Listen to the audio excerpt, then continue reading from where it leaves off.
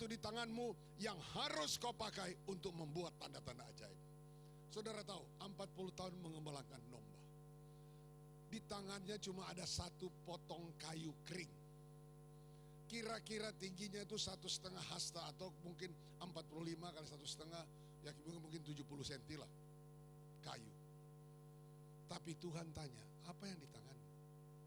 Kayu yang sepotong itu Tuhan pakai untuk membebaskan dan mengalahkan bangsa yang terbesar dan terkuat waktu itu, yaitu bangsa Mesir. Jadi kalau kita dipanggil Tuhan, dan semua kita ada panggilan Tuhan, kita mungkin banyak alasan.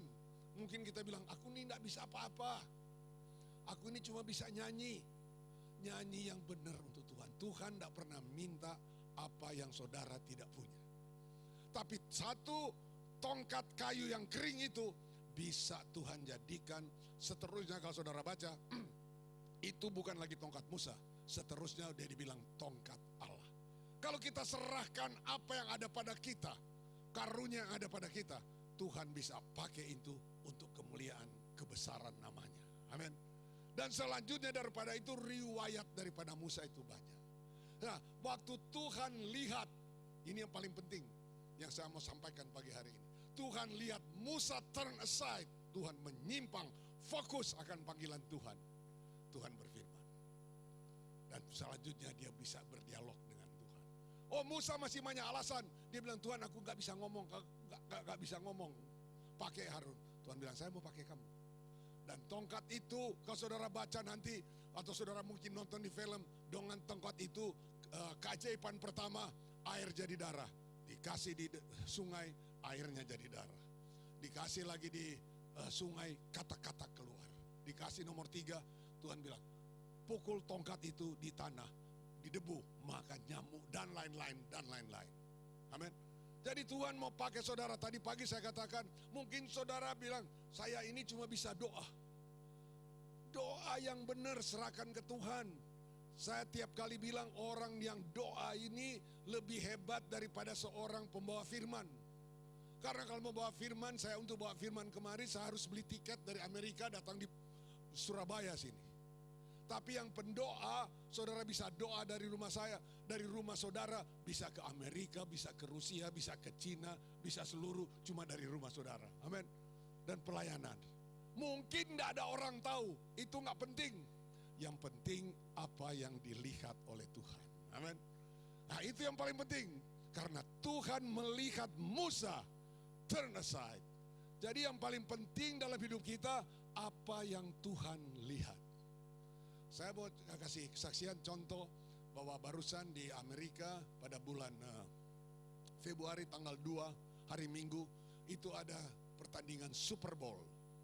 Pertandingan yang paling football orang Amerika, itu finalnya namanya di Super Bowl. Itu dari 2 tim, satu Seattle Seahawks melawan Bronco Denver.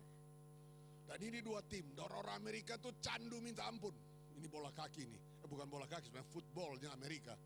Dan mereka, kalau football ini kira-kira 100 juta orang nonton di televisi. Iklan itu 1 menit itu $1 juta. Untuk iklan. Sangat, karena banyak orang nonton. Nah, yang 2 tim ini main Seahawks sama Bronco. Dan di atas kertas ini Broncos Denver ini pasti menang. Quarterback-nya ini jago, pernah menang Super Bowl beberapa tahun yang lalu. Nah di Seahawks ini ada quarterback namanya Russell Wilson. Dia orang hitam, mungkin separohan. Nah, dan dia gak tinggi. Menurut syarat dia tidak berhak masuk di dalam tim bayaran. Dia tingginya kurang lebih seperti saya, hampir 180. Tapi orang Super Bowl itu usia di atas 180, 190 yang jadi quarterback. Karena mereka harus tinggi, mereka bisa lihat yang di depan-depan di mana bola mereka mau lempar. Nah dia ini gak memenuhi syarat, dan dia baru tahun kedua. Nah sebelum Super Bowl, akhir Januari, saya nonton dia diwawancara.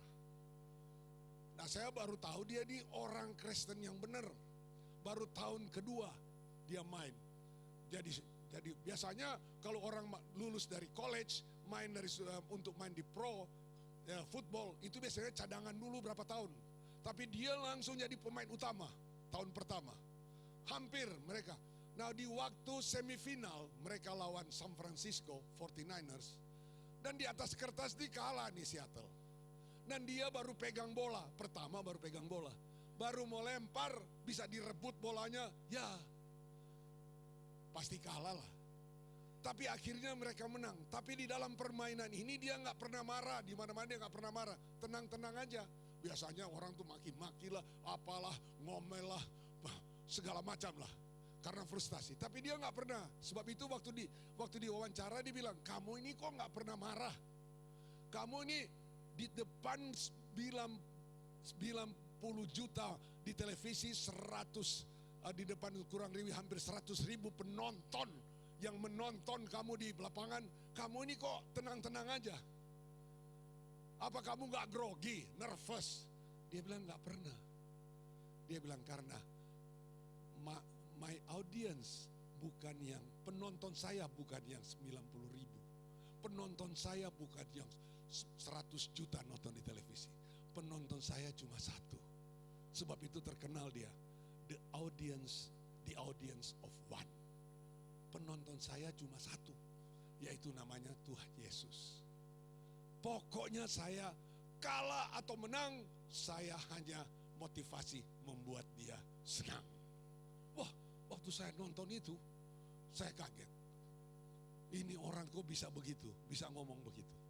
Dan bukan cuma dia, mungkin ada 5 orang dari pemainnya.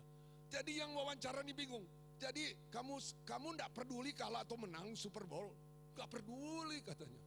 Mau kalah mau menang, pokoknya the audience of one, yaitu Tuhan Yesus senang. Karena saya main ada purpose, ada tujuan untuk menyenangkan hatinya. Waktu saya lihat itu, wah, saya terus jadi fan-nya nih Seattle. Wah, dan puji Tuhan mereka menang waktu barusan Super Bowl. Yang iniin kalah, mereka menang jauh. Menang jauh. Tapi bukan soal kalah atau menang. Kita lihat-lihat orang yang berkarakter. Orang ini kan terkenal. Tapi dia bilang, penonton saya. Begitu juga saudara. Saya bisa aplikasi. Saudara datang memuji Tuhan. Bukan supaya dilihat orang. Saudara memuji Tuhan di sini. Saudara bertepuk tangan. Audiens kita itu cuma satu, yaitu Tuhan Yesus. Saudara sekolah, saudara berusaha, saudara di mana? Ingat benar-benar, yang nonton itu satu, yang paling penting, bukan orang banyak. Amin. Sebab itu kita fokus kita ke satu, yang wujudnya yaitu Kristus yang duduk di atas takhta. Musa fokus, dia selama 40 tahun tidak fokus, tidak terjadi apa-apa. Sekarang dia menyimpang, fokus akan Tuhan. Tuhan berfirman kepadanya. Amin. Dia bilang, aku akan pakai kamu. Amin. Apa di tanganmu? Cuma tongkat, kayu mati, kayu kering.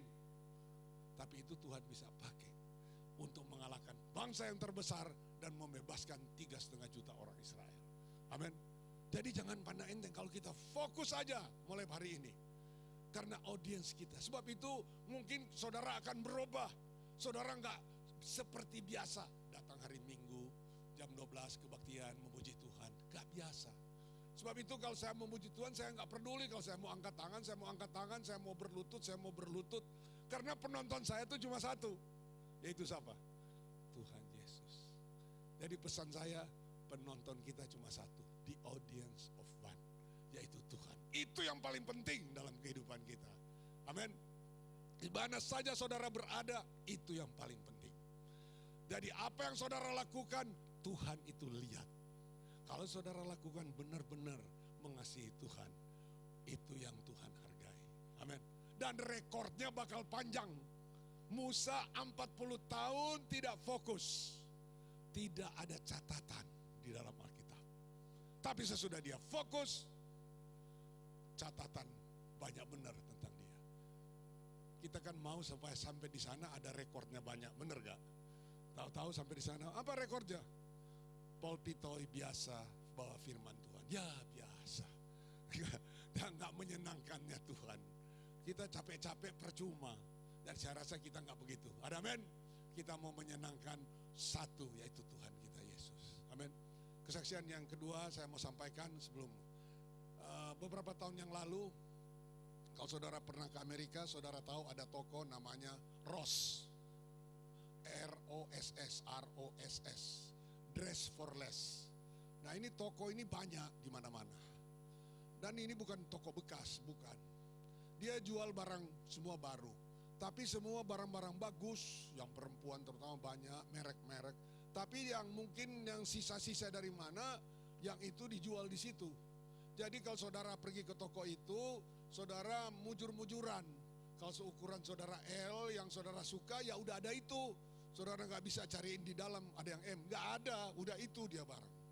Dan biasanya saya sebelum datang ke Indonesia, biasa 1 tahun 2 kali saya datang, saya pergi ke sana bagian laki, karena saya tahu di Indonesia mahal itu t-shirt yang dry fit, yang nggak keringat. Jadi saya ke situ murah-murah, merek-merek, Nike, Adidas. Jadi saya beli beberapa, karena saya mau kasih hamba-hamba Tuhan. Tapi sebelum saya kasih, jujur harganya saya sobek dulu, mereknya kagak, ya toh, ya supaya dia tahu. Dia cuma lihat dia, jangan umpamanya biasa 60 dijual 5, dia tahu ya cuma 50.000. Jadi kita sobek aja dikit, amin toh, supaya dia kelihatannya mahal. Jadi saya beli, satu waktu saya beli mungkin 6 biji saya beli, 6 biji yang murah-murah. Ini saya udah kira-kira nih hamba Tuhan ini. Waktu saya bayar, kok rasanya murah bener. Tapi ya karena sibuk pulang, sampai di rumah saya cek risitnya, saya cek bondnya, saya cek satu-satu. Wah, dari 6 rupanya cuma dihitung 5. Wah, pas istri saya ada di situ, namanya Cindy. Saya bilang, Cindy, wah puji Tuhan, ini 6, 5, ini berkat Tuhan. Wah, terus dia jawab lagi, bagus dong, katanya. Begitu dia ngomong, bagus dong, alarm di sini bunyi, ting tong, tidak bagus. Ini Roh Kudus tidak bagus, benar tidak bagus. Ini bukan salah gua. Kita bisa beralasan 1001 macam, tidak bagus. Saya bilang oke, nanti saya kembaliin hari Selasa. Kenapa saya kembaliin hari Selasa? Karena setiap hari Selasa di Ross for Less ini untuk senior citizen dipotong 15%. Jadi saya pikir kalau saya kembaliin harganya umpamanya $8 kan lumayan ya, bisa $1 lebih lah kita balik. Tapi Roh Kudus ngomong, balikin sekarang. Hari Selasa aja. Sekarang, waduh, saya taat. Saya pergi lagi ke Ross, gak jauh dari rumah. Nah di Amerika tuh ada counter for return yang dibalikin. Jadi saya counter di situ. Entah bagaimana saya tenteng tuh kaos, entah bagaimana di depan ini lama bener. Nah saya udah beracara, udah sini. Nanti kalau di orang ini bilang, gue bilang ini gak dibayar, pasti orang bilang, oh saya udah kira-kira lah, orang Amerika kan banyak ekspresi yang gombal tuh. Jadi dia pasti akan bilang, oh you are the most honest person in the world. Kira-kira begitu, orang paling jujur. Saya udah siap-siap, ya I'm pastor. Wah, kita kan mau nginjilin ini kan. Ceritanya kan bagus, mau nginjilin. Saya udah pasti mau nginjilin dia nih. Wah, terus lagi antre nih orang gak selesai, tiba-tiba Roh Kudus lagi ngomong, kenapa lu antre? Ya tahu dong, gua mau pulangin. Ya kan? Dan terus, kenapa lu mesti pulangin? Lu kan tahu tempatnya di situ. Lu kan ngambil di situ tadinya. Kembaliin di situ. Kembaliin di situ. Ya. Udah kembaliin di situ. Kamu mau dilihat manusia apa dilihat oleh saya, Tuhan? Saya bilang peduli amat di $8. Saya mau dilihat Tuhan. Amin. Jadi saya kembaliin di situ. Tidak ada satu orang yang tahu. Cuma siapa yang tahu? Tuhan yang tahu. Amin. Nah itu tes. Kan harus dites. Setiap perkara kecil akan dikasih apa? Perkara besar. Amin. Nggak lulus ya.